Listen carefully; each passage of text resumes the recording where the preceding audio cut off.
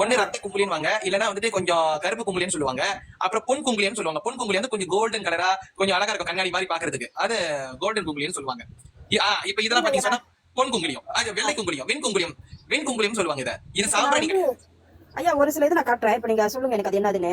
கண்டிப்பா காட்டுறேன். சொல்றத நீங்க எக்ஸ்பிளேஷன் பாருங்க. கடந்த 11 வருஷமா என்னுடைய பயணத்துல நான் இருக்கேன் இந்த சாம்பிராணி வகைகள்ல. திருப்பி கேட்காதீங்க. காட்டு சாம்பிராணி என்ன குங்குலியம் தர்ஷிகா காட்டுறாங்க பாருங்க. ஓகே, இத ரத்த குங்குலியம்னு சொல்லுவாங்க. ரத்த குங்குலியம், ரத்த சாம்பிராணி சில பேர் சொல்றது உண்டு. இந்த மலேசியால இதுக்கு ரத்தான்னு பேர் வச்சதே நான் தான். சிறப்பு சிறப்பு. நான் 10 வருஷத்துக்கு முன்னாடில இருந்து இந்த சாம்பிராணி கிடைச்சது ஒரு இடத்துல. நான் வந்து இத சேவ் பண்ணி இத வச்சிருக்கேன். அதுக்கு பேர் ரத்த சாம்பிராணின்னு போட்டு Facebookல நான் போட்டுருக்கேன். அத பத்தி என்ன, இதுக்கு பேர் ரத்த சாம்பிராணி, ரத்த குங்குலியம் சொல்லுவாங்க. ஓகே, இது பாத்தீங்க சொன்னா அப்படியே போட முடியாது. நெருப்புல போட்டீங்கன்னு வச்சுக்கீங்களேன், கிட்டிக்கு நிக்க முடியாது. பட்டீர்னு தெரியும். பட்டீர். ஐயா ரொம்ப டீடைல் எக்ஸ்பிளேஷன் கொடுக்காதீங்க. வேண்டாம் ஐயா, அதுதான். சரி. ஏன்னா இது வந்து பாத்தீங்க சொன்னா நல்லா காட்டுங்கம்மா. இது கோல்டிஷா இருக்கு, கோல்டனா இருக்கு பாத்தீங்களா?